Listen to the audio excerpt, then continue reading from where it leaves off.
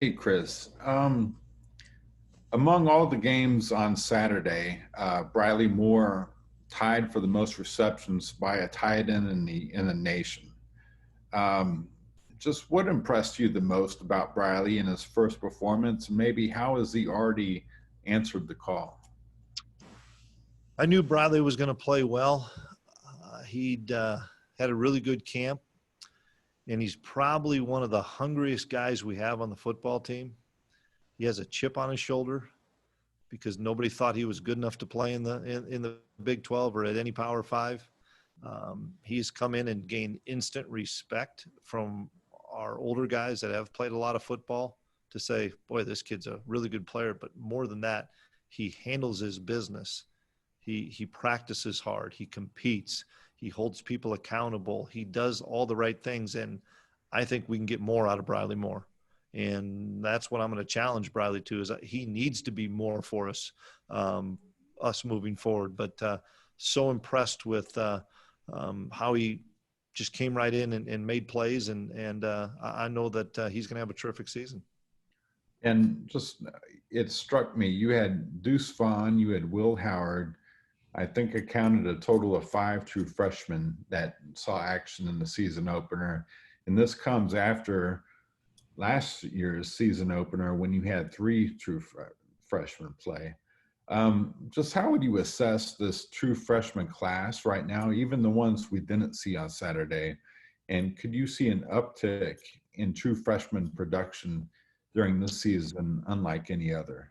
Yeah, that's a great question. Very pleased with the athleticism and the knowledge of the freshman class. We're a long ways to go in our maturity level with the freshman class. Not that they can't get there to have more guys help us. Will Howard's a really, really mature kid. Deuce Vaughn's a really mature kid. TJ Smith played a little bit for us on Saturday, very mature. I can't think of all the freshmen that played, but to play the game at the Power Five level, you have to have great maturity and great discipline, and that's difficult for an 18-year-old. The two guys that you did mention in Will and Deuce have that, and that's why they were able to step up and look like they belong, is they have great maturity and discipline. And so we're going to continue to practice all these guys, young and old, because once again, going back to my opening statement, you just don't know when your moment will be, and you have to take advantage of the opportunities you have. Thanks so much. Yeah. Kellis? Hey, Chris, Noah Johnson and Jerome McPherson were two guys who started Saturday's game but weren't able to finish it. What would you say their outlook is moving forward? They won't. Neither one will practice this week. It's not season ending for either one, but it'll be a week-to-week basis. Both guys that had terrific fall camps, both guys that we were all counting on, and unfortunately both guys did get injured early on, and which allowed other people to have the opportunity. But we're a better team with Noah on the field, and we're a better team with Jerron on the field. And I was curious, when you went back and got to, rewatch things and take it all in, how would you rate the way Skylar played, putting up some pretty good numbers, but also barely missing on some of those throws? Yeah, he needs to play better. He knows that. He made some really, really good throws, made some really good reads. He was banged up. I think everybody saw that in the second half. But Skylar will respond, and everybody needs to play better. It doesn't matter if you're an O-lineman to the quarterback to the safeties to linebackers, D-line. Everybody does. And so we all need to improve. Derek? Yeah, Coach, it was said that Tyler Burns would maybe be one of the backs to get a lion's share of the carries, and it didn't really turn out that way. Was there anything that happened that prevented that from being the case? Nothing in particular. I think it was more Coach Mess and Coach Anderson and how the game was being played out. And then in the second half, we weren't playing with a lead, so we had to probably rely on throwing the football a little bit more than what we wanted to. We weren't having great success rushing the football, especially inside. So we thought that Deuce, and I think everybody saw that, is a really effective running back on the perimeter. And we thought he gave us a better chance on the perimeter with all the backs that we had. And so nothing that anybody did. It's just kind of how the game played out. And with your safeties, you're kind of dealing with some injuries, not with just Jerome McPherson, but Wayne Jones as well. Is there any others that you're going to really try to ramp up and get ready for conference play? Well, another guy that we were counting on that wasn't available was Ross Elder. Ross has had a terrific camp and has played some football for us, so we hope to get him back in the near future as well. We have to continue to improve at safety, you know, both the free and the strong. We have to continue to build depth so that we have more guys that can play 20 snaps, 30 snaps, and not have to rely on somebody playing 70 snaps. But it's a position that we have some young players that we think are talented, but there's a lot of nuances to playing in the secondary at the college level, and especially in our scheme. And even though we need to simplify it so those guys can play, it's still, and Coach Klieman and I have been together for a long time of understanding, are you ready to play in that moment? And you have to prove that you're ready by how you perform at practice and making sure that you do know the reads and do know the calls and do know the communication. And if guys in our mind aren't comfortable in that in practice, they sure aren't going to be in the game. But that's why we also have this open week, and hopefully everybody will be healthy to be able to practice so that we can get some more guys that are younger players some repetitions. Sully? Yeah, Coach, I know you touched on it a couple times already, but just in regards to Deuce, kind of going back to how he got to K-State, can you just talk a little bit about how he got on the radar? I know he had some amazing high school stats, but what did you guys see from that in high school? The explosiveness, for sure. The quick twitch, the ability for a young man that's not of great size to break arm tackles. And everybody worries about a smaller back. Can they be durable? Can they take those hits?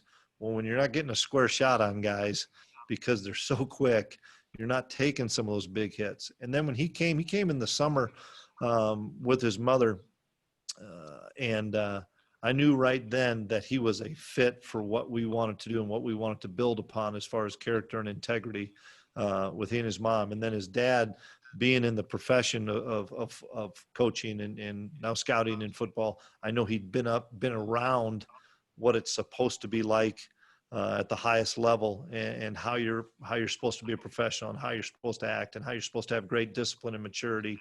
And we were jumping up and down when we were able to get his commitment, because we know that he's a generational guy.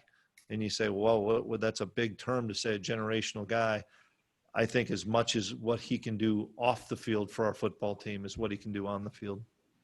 Yeah, and just kind of following up on that, throughout the stadium, whenever he touched the ball on Saturday, there was a certain energy. You talked about that after the game. Did you expect the fans that were in the building kind of pick up on that right away as soon as he was touching the football? As soon as you saw him run one time, I think everybody did, like, holy cow, he's an electric player. And not only is he an electric player, but he's a better person, which is what I'm so excited about for his future. Cool. Thanks, Coach. You bet. John? Yeah, Chris, after having a chance to watch the film of the game, do you come away feeling more or less encouraged, I guess, than when we last talked to you right after the game?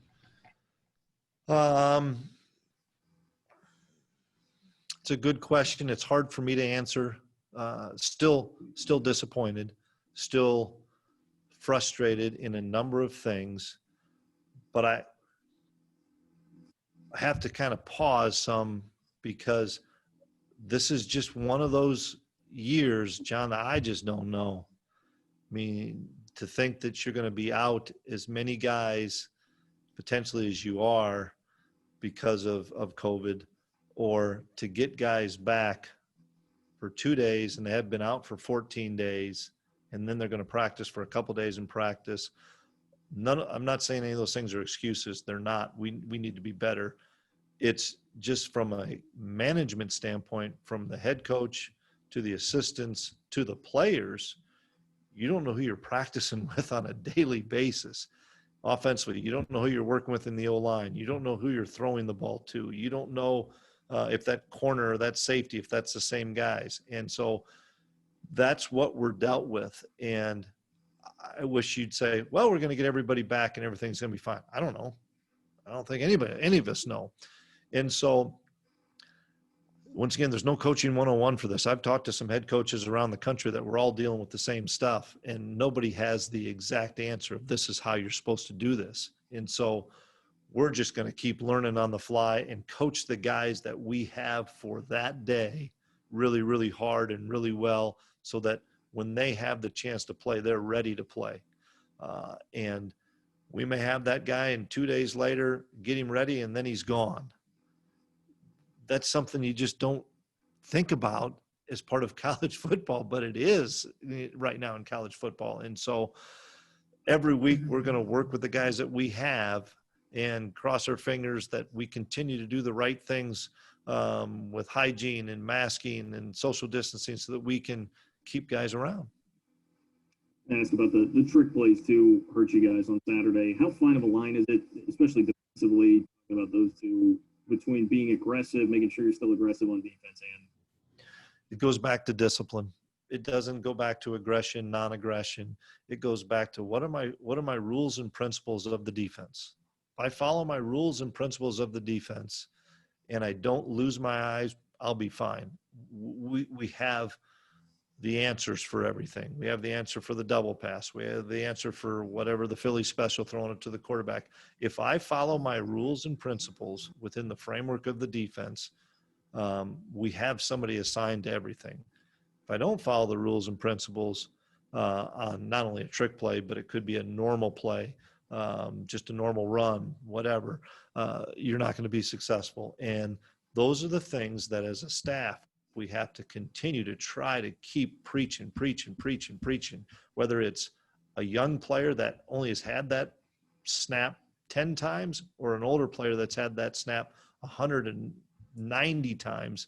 If I follow my rules and principles, I'll be fine. Seren? Coach, I'm curious. You said a number of times, how there's nothing to compare to this season, right? I've tried to compare it in the pros when they had strikes in '82, in '87, and how coaches had to adjust. One, the scab players that played in '87, and there was a game where Bill Walsh ran the option, right, against Bill Parcells. And there's a great NFL films where he's just like shrugs his shoulders. They're looking across the field at each other like, "What do you want me to do?" Right. So I'm curious, you mentioned all the people coming and going. Do you view this season as we have to do what we want to be doing 2 and 3 years from now, that this is, in some ways, you've got to sacrifice? Maybe you could make some adjustments for the short term to try to win right now. But the big picture is you want to play the way you want to play. And so you're going to continue to do what's going to be best for the team when everybody's back, right? When quote unquote normal returns, to build the philosophy and approach that you want versus maybe some kind of, for lack of a better term, a trick or something that could be a shortcut to maybe getting you some success right away. Great question, Seren. And if I were in year 8, I'd say let's try to throw some gimmicks in there. Let's try to fool some people. But we're in year 2. And so we are going to follow our philosophy and rules and principles, even if that is playing at a position where we're down, if that's playing at somewhere where we're not as equipped as we are in other spots, because this is an absolute marathon for me here and not a sprint. I'm not sprinting to say I have to do this so that I can go get another job, or I can do this, or I can help this. We as a staff are making sure that this is a marathon so that we as a staff are here for the long term. And I'm not a quick fix guy. That'd be different if I said, hey, let's go get 15 JCs because we don't know if we're going to lose guys. We're going to go get 15 D1 transfers. That's not my philosophy. That's not our philosophy. Our philosophy as a program and as a staff. So we've had this conversation as a staff on Sunday. Do we get to the gimmicky? Do we do this? And we all collectively as a staff said, this is who we are, and this is who we have been at a previous institution, and we aren't going to change that. And so are we going to maybe take some lumps periodically this year, we may have to, because I don't want to say come spring of 21, all right, let's go back to what we wanted to try to do. Because now I think you've lost a ton of time. Hope that answers it. Yeah, absolutely. And then this is now your second year, right? Playing up in a bigger league versus a lot of experience playing where, you kind of have that opportunity to point to the big boy, the Big 12 team that was on your schedule. I'm curious, just now having played several of those games, I think it was Nichols last year. You had some games where, you were the hunted, for lack of a better term. Anything you've taken on that you've noticed is different or maybe surprising about, being the big dog when the smaller school comes into play that maybe you didn't see from the other side? No, because I did see it from the other side. So I caution the guys all the time. Football is football. It's why Briley Moore played so well. Briley had a chip on his shoulder. He wanted to experience Big 12 football. Some guys just want to be on a Big 12 roster as opposed to playing big boy Big 12 football. And I'm a big believer, and you guys have heard me say this 1,000 times, football is football. And it doesn't matter what school you're at, where you're from. If you're a 5-star to a no-star like Carson Wentz was, you have an opportunity to play, and you get a chance to play this great game. If you don't have your A game, you're going to get beat. And we know that in the NFL. You guys see that in the NFL every Sunday. But it's no different in college football. And in an era right now where you don't know who's going to be around for game 1 to game 2 because of some of the issues we're dealing with COVID, I think it really levels the playing field in the fact of I wouldn't want to go into a game saying, oh, these guys are out 9 of their starters due to COVID. So I think guys would relax and say, oh, well, this is probably going to be a cakewalk. You're going to get beat by the backups. It doesn't matter, because if you have a chip on your shoulder and want to prove somebody, you're going to do that because there's so much parity in the game of football. And then just a kind of a housekeeping question. You mentioned that they had the game in advance, and I know this wasn't the schedule you set out to, and beggars can't be choosers, right? You mentioned how thankful you were to get to play the game. But just so thinking forward, would you ever schedule a game with a team that's played a game before you for your opener if it weren't a COVID time, or is that something you would? You would rather not. You would rather not, but it depends. Is it a 12-game year? Then somebody can add a game that's from a different league, or I don't know. Just like everybody else doesn't know in the distant future what's going to happen with week 0. Is that going to be a week that a lot of people play? Then you're kind of stuck, because sometimes those week 0 games become, hey, let's get a game going, and then you've already got your schedule, and oh shoot, the team you're playing in week 1 gets an opportunity to play in week 0 for a money game. They're going to do it. So typically, no, you wouldn't want to. You'd want everybody to be in that first game. You bet. Thank you, Coach.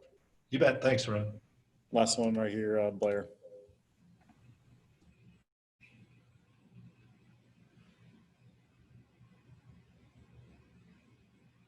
There we go. Hey, Coach, I just wanted to know to what extent spirit and confidence was shaken by Saturday's outcome, and if you had to spend some time just working on that the last few days. No, probably going back to all the things that we've been asked with other questions of spirit and things like that. No, if you're not ready to play, you're going to get beat. And not saying we weren't ready to play. I thought we had a good week of preparation. But in the same respect, there's a lot of good football players across the country at every level. And so you need to play really well with whoever you have, or you are going to get beat. But we've had a lot of conversations on the football team over the last 48 hours about what we all can do to be better. And that's just not on the field. That's off the field. That's doing the little things right. That's making all of our meals, getting to our tutor sessions on time, being respectful in the academic center, being respectful to our athletic trainers. All the little things, in my mind, come back to bite you. And it's easy to talk about it after a loss, but all the little things that you don't do correctly from a discipline standpoint can come back to bite you.